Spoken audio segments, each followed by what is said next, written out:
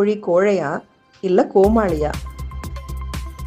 ஆபத்து வந்தா நெருப்பு கோழி தன் தலைய மண்ணுக்குள்ள புதைச்சிரும்னு ஒரு கதை இருக்கு. கண்ணை மூடுனா உலகம் இருட்டுன்னு நினைக்கிற ரகம் இதுன்னு சொல்லுவாங்க. ஆனா உண்மை என்ன தெரியுமா? அது மண்ணுல தான் முட்டையிடும்.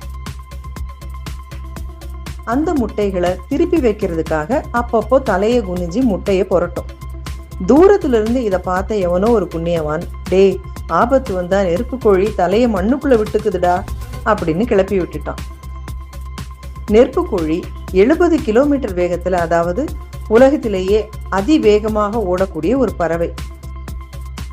தலைய மண்ணுக்குள்ள இருந்தா அது எப்படி ஓடும்? அதெல்லாம் விட அது எப்படி மூச்சு விடும்?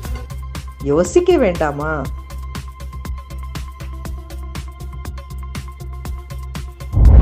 ஆகவே நண்பர்களே, யோசிக்காம எதையும் நம்பாதீங்க.